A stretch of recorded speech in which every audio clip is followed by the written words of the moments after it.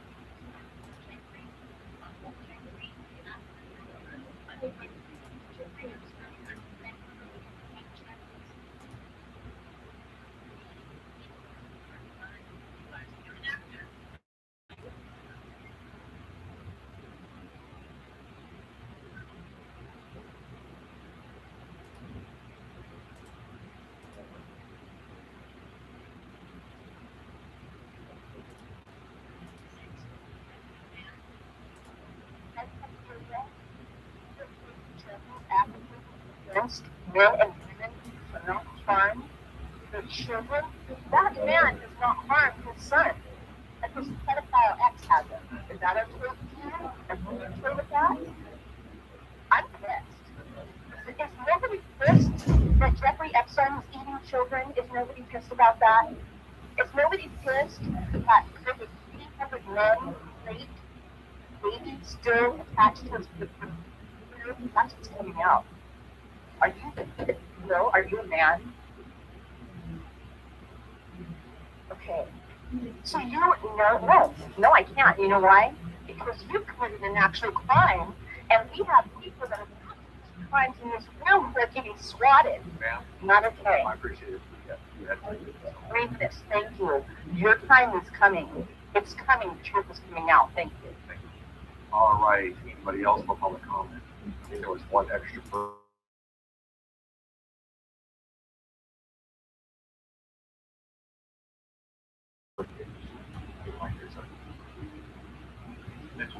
Thank you.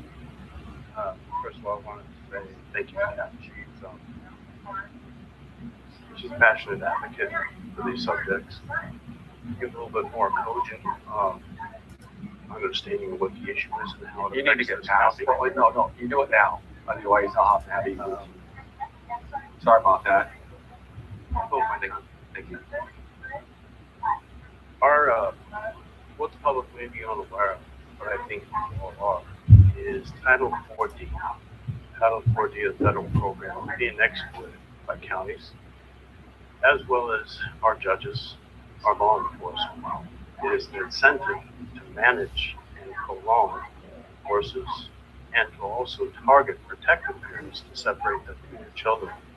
It becomes financially incentivized for our judges and law enforcement to basically go after innocent parents that are trying to do nothing but protect their kids. What Kevin may be alluding to is that there is now an identified network that Dan Bongino has tipped on slightly. It is called the 764 Network. It's a nationwide network that helps to exploit these laws in every single county. Basically shake kids loose, push them into foster care, to have them lost, to have them stolen, to have them kidnapped. And this is what creates the shopping center for people like Epstein, which, as Kat said, Epstein's lawyer that protected him came right here from Richland. She was friends. She had a network here. She helped him. She helped him cover it up. He was a lawyer. She went to our schools. She's connected to my son's mother. The last 10 years, as Kat explained, I've been targeted by law enforcement with false allegations. I've been retaliated against.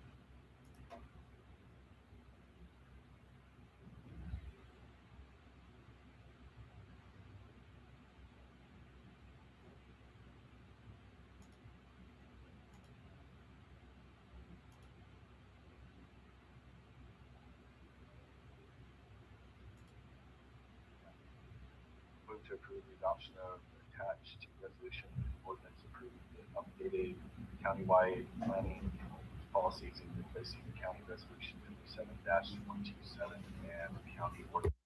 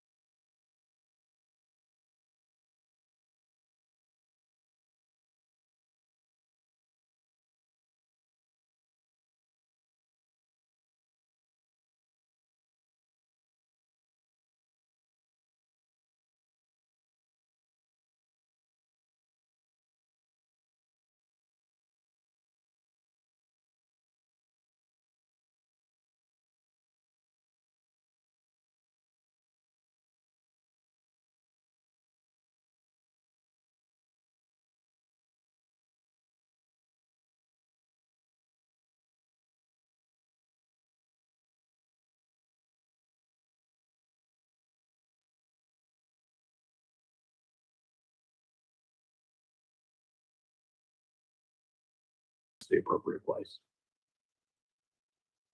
You good? Yep. Commissioner Deltman, any questions, comments? No, I don't have any. Thank you, sir. Commissioner McKay? Nothing. Matt, I appreciate the presentation. Do I have a motion to approve? I move to approve the change in office hours for the Commissioner's Office Prosser location. Second. I have a motion. We have a motion and a second. All in favor, signify by saying aye. Aye. Aye, motion passes. Thank you, Matt. Gentlemen. Thanks.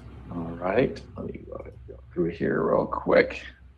The next one is agreement number 2025/26 dash CDBG dash CAG with Benton Franklin Community Action Committee for Washington State Community Development Block Grants, and Kyle Sullivan with our Human Services will be doing the presentation.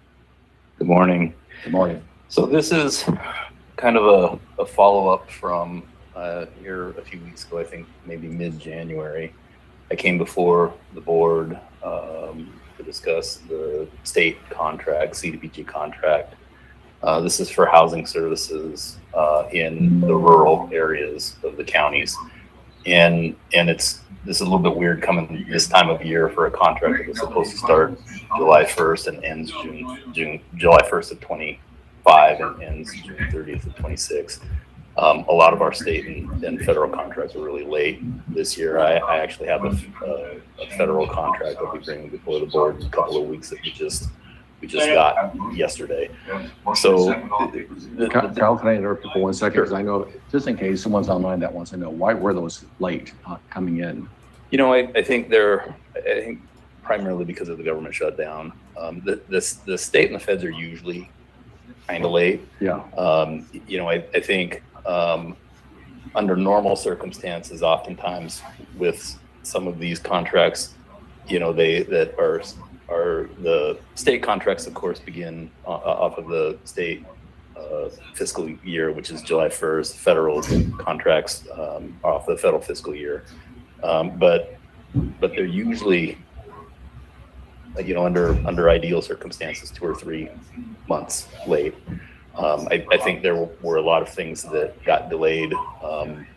I think primarily because of the shutdown that we had, and I think this and the contract they'll bring in a couple of weeks are casualties of that. Okay. This isn't a high dollar contract.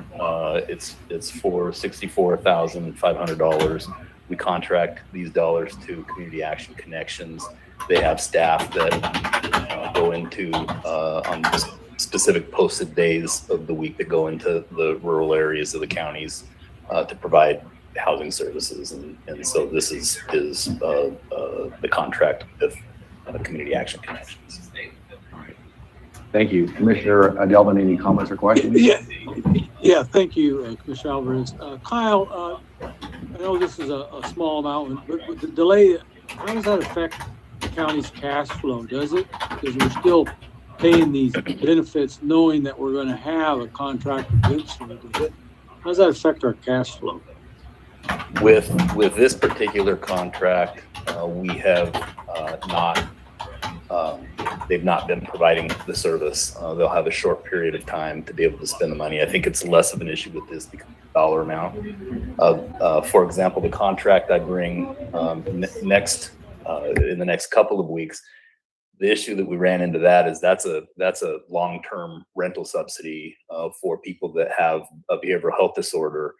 And so some of these people we've provided a rental subsidy for several years. And so our workaround, and I got, written approval from Commerce, is we used our 2163, our homeless housing fund dollars to continue to pay the rents for these clients so that they didn't get evicted. And then once the contract is executed, we'll be able to turn back around and bill down off of that contract and replace those funds back in there. That's an unusual circumstance. It doesn't normally happen like that, but because of the long delay, all of these people, we have 14, 15 people in that program, and they would have all been evicted by now. Okay, thank you. Yeah, so from a cash flow perspective, we have enough. It would be a bigger deal, I think, if we're talking millions of dollars. We wouldn't be able to cover that. This contract, again, there's been no services provided. The other contract is for mid $100,000s, and so we can weather part of that for half a year and not affect the other programs that we have. Okay, thank you. Commissioner McKay? Anything? Nope. No. Thank you, Kyle. Do I have a motion to approve? I move to approve agreement 2025/26 CDBG CAC. Second. Perfect. I have a motion and a second. All in favor signify by saying aye. Aye. Aye, motion passes. Thank you very much. Thank you. Thanks, Kyle. We'll move down to the next one, which is temporary occupancy permit with BNSF Railway Company for countywide safety improvements. And Matt Mahoney, our roads guy, very important guy. You do all the hard work. Thank you, Mr. Chairman. Good morning, Commissioners. Morning. Yes, today we are requesting the board's consideration of a Burlington Northern Santa Fe temporary construction permit. The subject occupancy permit is necessary for the commencement of construction for County Road Project CE 2128, which is Countywide Safety Improvement Project. Part of this work includes the installation of guardrail within the BNSF's right-of-way located near the intersection of Dallas Road and Badger Road. We'll be installing guardrail on both sides and within 15 feet of the center line of the railway, which requires coordination, a minimum notification, which is 30 days before we start the work. And it also allows us to coordinate with them because they will provide flagging for the railway itself. So as stated in the commissioner's agenda packet, action sheet, the prosecuting attorney reviewed the attached permit and requested changes to be made to the agreement. We sent those to BNSF over 2 months ago. We haven't received any response. Based on my experience with BNSF, not receiving a response is a response in of itself. This is a permit that they use nationwide. So it didn't surprise me that we didn't receive a response, even a positive or negative response. So therefore, the prosecuting attorney had originally declined to not approve this as to form. But based on the scope of the project, what we believe is our limited exposure, I've done lots of work within railroad right-of-way in the past, including paving right up to the tracks themselves. And I was just informed today that the county will be electing to participate in the licensors blanket policy. That's a cost of the county of $633. So that gives us pretty good coverage from that standpoint. I do want to add that I have had recent communication with the prosecuting attorney's office due to the non-response from BNSF's legal counsel, and they can approve as to form with reservations or provide partial approval as to form. The specific concerns are located in section 11.5, and that's where we're required to indemnify the railway, even if the issue isn't caused by regular negligence of BNSF. So Matt, would that blanket of that 600 some odd dollars help reduce that risk, uncover that part? Yes, and then plus a contractor will be doing there, so we of course have the indemnity clauses in our contract with the contractor. So I believe all of that together creates a very low risk to the county. Also, there was section 20.3. There appeared to be some missing language which made the section unclear. And then section 26 requires the license to be interpreted under Texas law, which, you know, our attorneys are licensed here in Washington State. So those were the major concerns. But based on everything that I just mentioned to the board, I'm recommending, as well as Matt Rasmussen, the board approved the BNSF temporary occupancy permit. And with that, I appreciate your time and I'll be available for any questions. Commissioner Delvin, any questions? No, just a comment. I mean, I get railroads are big but yeah, I mean, yeah, no, just that comment. Commissioner McKay? No, yeah, I just appreciate the presentation. We got the two M&Ms recommending it, so I think I'm good too. All right, do I have a motion to approve? I move to approve the BNSF temporary occupancy permit as presented and authorize the public works manager or their designee to execute the agreement electronically. I have a Second. motion. Do I have a motion and a second? All in favor signify by saying aye. Aye. Aye.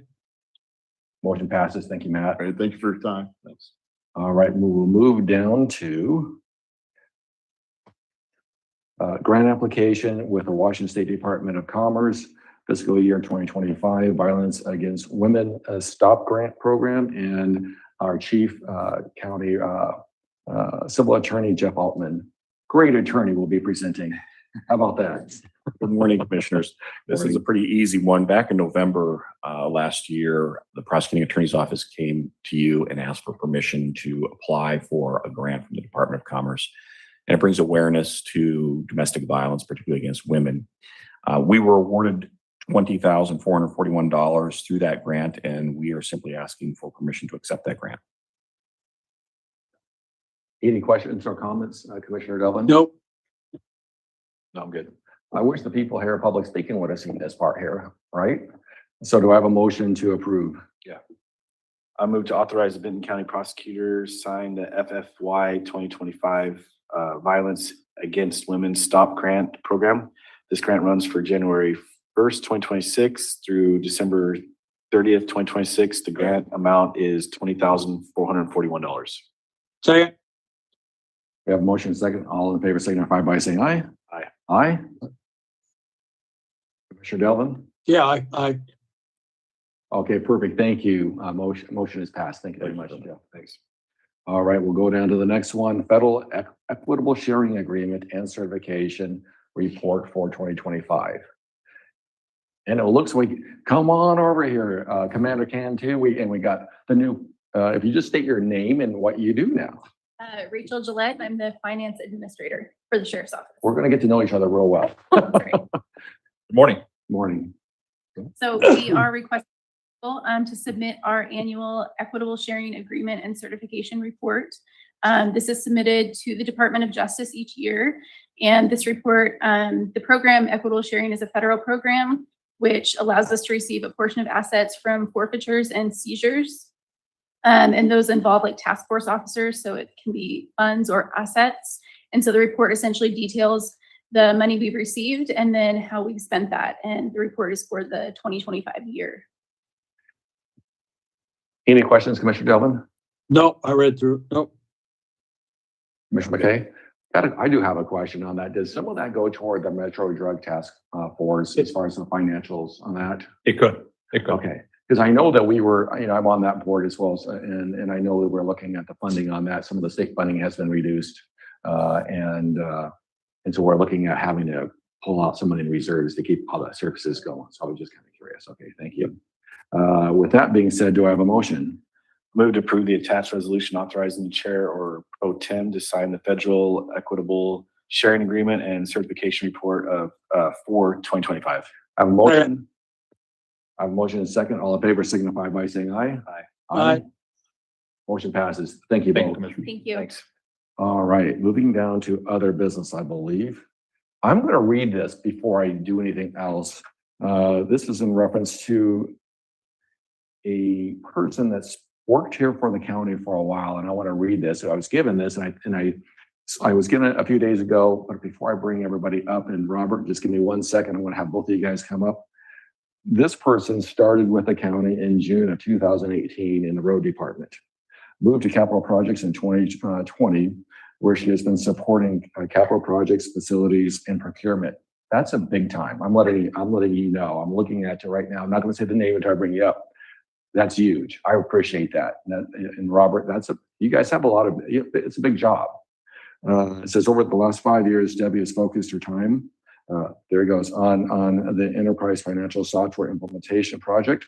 She has worked with all county departments to identify the process improvements, increasing efficiency, accuracy, and productivity. Debbie's commitment and skills have helped manage costs by performing tasks in-house, such as training departments to use new software and including additional departments in work order systems and inventory system. Software modules implemented financials, contract management, asset management, including work orders, payroll, and HR. When I first came to the county, you were on the 3rd floor, got to know you. I knew you were a good financial person and you want to do good for that county. And you're just a great employee. So with that being said, Robert and Debbie, if you want to come up, I have something for you. And if you want to say anything else, Robert, feel free to up front.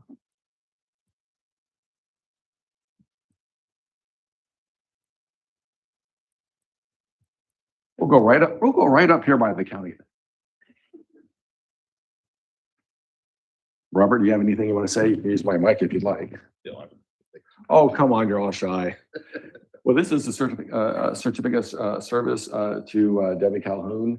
It's signed by all 3 county commissioners. And just thank you for your 8 years of hard work and commitment. And it's truly appreciated. Thank you very much. Thank you. Keep on doing what you do. You have anything to say or anything, or? I really enjoyed working for the county. I enjoyed the challenges of offering stuff. There's a lot of puzzles and I have to figure out how to make it work. Work stuff for everyone. I appreciate that. Well, thank you very much. Thank you, Robert.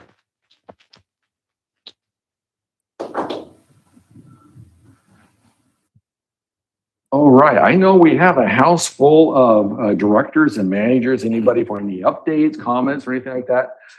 I see heads shaking no. Come on, you guys are too shy. Matt always has something to say, Tom, anything? I'm going to pick on you for 1 second. Come on to the front. And if you just go to the podium here real quick, because I know there's a lot of hard work that you're doing over there. And just say your name and what your position is. Tom French, I'm the director of the Fairgrounds and Event Center. And so how's that going right now? I mean, it sounds like I've heard an update from our county administrator, Jared McPherson, but we got to, if you just want to do a really quick. It's going really, really good. The construction of the arena is at a schedule. moving along really nice. Just the typical kind of aggravations and irritations of a large project, but it's going really well. I heard all the footings are down and everything for the, The all the buildings seats. are built. Okay, The roofs they're putting the finishing touches on the roof of the last building, so the concession and the restrooms. They're starting to go to work inside the buildings, finishing those. The steel for the bleachers are being erected as we speak. weather's probably been a good thing this, to help us out getting through the schedule and everything. Yes. I think all the work that you guys are doing out there are outstanding. The contractors are doing what they need to do. We're gonna double the seating on there so we can have other events for quality of life here within Benton County. You just said, you're talking about the infrastructure in some of the buildings when we do this, reskinning of the buildings as well. It's going to just make major improvements. So the quality and the aesthetics out there are going to just look outstanding. So I just wanted to, I saw you back. I'm like, I got to recognize him because I know he has a lot of things. And my team's doing a great job. I mean, we're booking events at a rapid pace in the buildings. Oh, good. As well as the arena. All right, perfect. It's exciting times. Well, thank you very much, Tom. I appreciate that.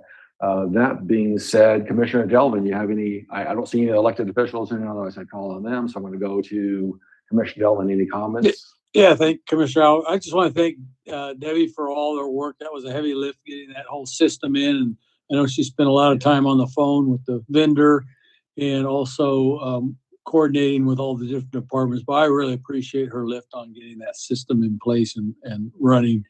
Because I know that was a big lift. I see her all the time in meetings. So I want to thank her for that. Yeah, I'm back in here in DC for the NACO conference this afternoon. Going to go up on the hill. Was going to try to do that tomorrow, but the weather kept a lot of people from coming in. We had a bunch of meetings set up. I think we're only down to 2 meetings now. I moved them today just because of the weather back here in the east. But it's been a good conference. I know Kyle's still in the audience. I sat in on a couple of veterans thing.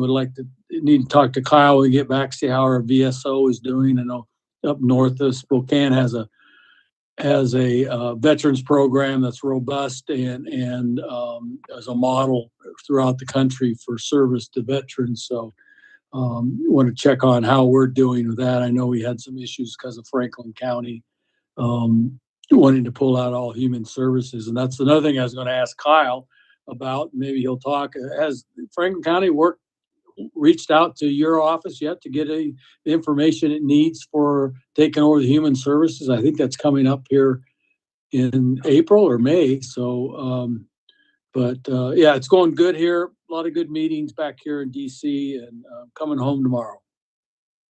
Thank you, sir. Thank you for your comments. Commissioner McKay. Well, with that being said, we have nothing else. And I know Commissioner Delvin will give me a hard time, even though I didn't do this when I was the mayor of Richland. He's going to go ahead and he will give me a hard time if I don't use this gavel. So this is for you, Commissioner Delvin. Meeting adjourned. Bye.